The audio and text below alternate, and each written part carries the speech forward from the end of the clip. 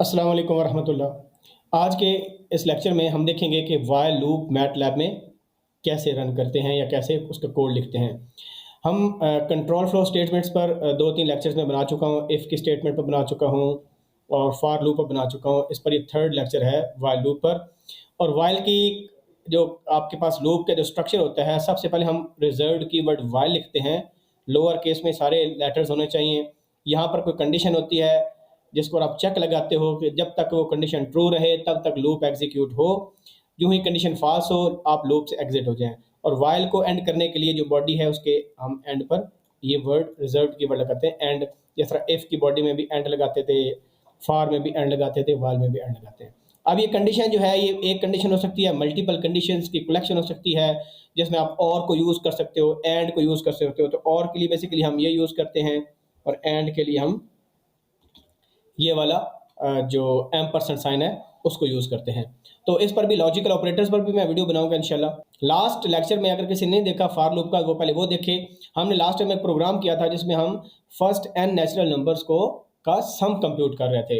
ये सिंपल सा कोड था। यहाँ पर हम इनपुट ले रहे थे, यहाँ पर हम सम को इनिशियलाइज कर रहे थे, फिर हमने एक लूप लगाया और मैंने आपको बताया कि ये आइट्रेटर होता है, इसको इंडेक्स कह सकते हैं, कोई वेरिएबल दे सकते हैं आई जे के अलावा।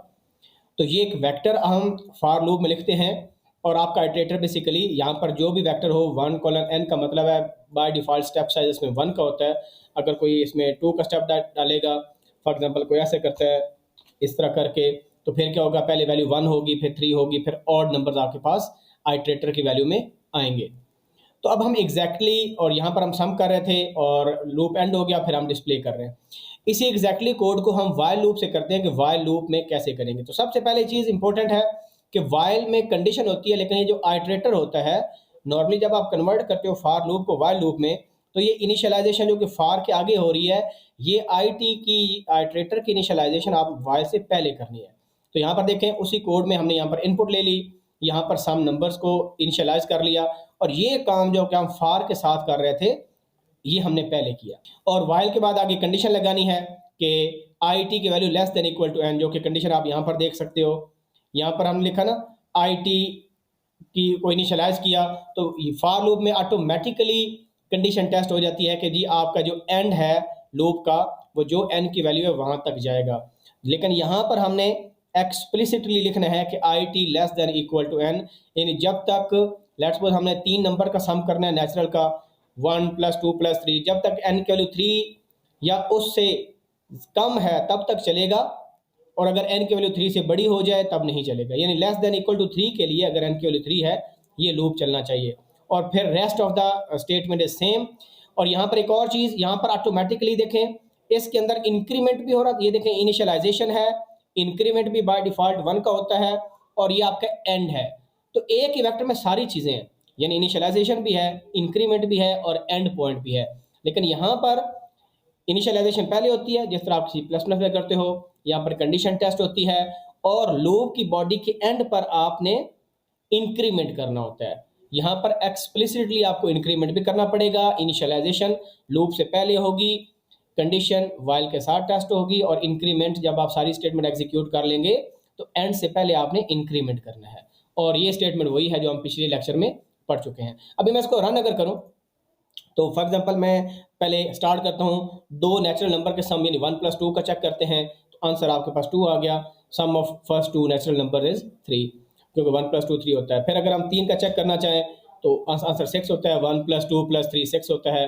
अगर आप 4 का करना चाहें तो ये एक जेनेरिक आपके पास प्रोग्राम बन गया, इसमें कोई भी एन की वैल्यू आप डाल दें तो आप आंसर आपको शो करेगा। फॉर एग्जांपल कोई बोले जी मुझे फर्स्ट 100 नेचुरल नंबर का सम चाहिए 1 से 100 तक, तो इसमें सीरीज का फार्मूला भी होते हैं n/2 first term plus last term.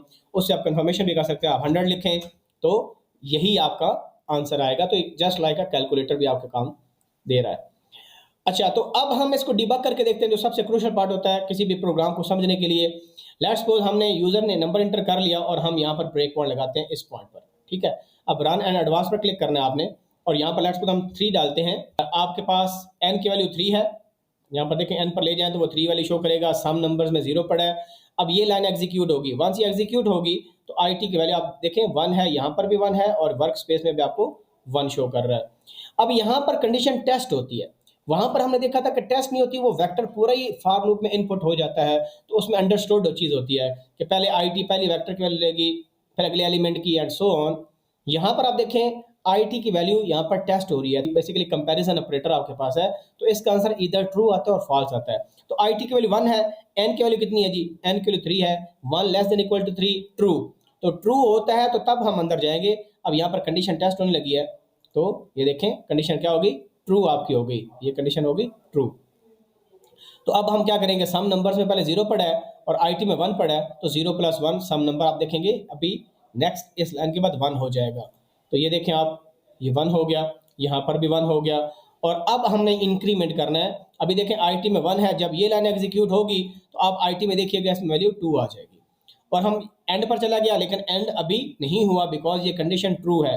अब आईटी की इंक्रीमेंट होगी, आईटी की वैल्यू 2 है, अब दोबारा फिर ये कंडीशन टेस्ट होगी, तो कंडीशन ट्रू क्योंकि हो गई, और आप दोबारा फिर करें तो आपके पास सम नंबर्स में 3 आ गया क्योंकि 1 प्लस 2 3, और अब आई टी वैल्यू कितनी हो जाएगी, 3 हो जाएगी। And again 3 less than equal to 3 condition true, तो दोबारा फिर 3 प्लस 3 होगा। यहाँ पर देखें सम में पहले 3 पड़ा था और अभी भी 3 आई टी वैल्यू 3 है, तो इसकी वजह से आपका आंसर क्या हो गया, 6 हो गया। और अब आई टी वैल्यू 4 हो जाएगी, दिस वेरी वेरी इंपॉर्टेंट। ये देखें अब आई टी में कितनी वैल्यू, 4 वैल्यू है। तो अब वंस दोबारा ये टेस्ट जब होगा तो कंडीशन फॉल्स होगी तो हम निकलेंगे यहाँ से। अब देखें क्योंकि जब आई टी वैल्यू 4 हो गई थी तो ये कंडीशन फॉल्स होगी, इस वजह से हम इधर गए ही नहीं, ऑटोमेटिकली आपका लूप एग्जिट हो चुका है। तो वंस हम इस डिस्प्ले कमांड करेंगे तो आपके पास ये रिजल्ट डिस्प्ले हो गया।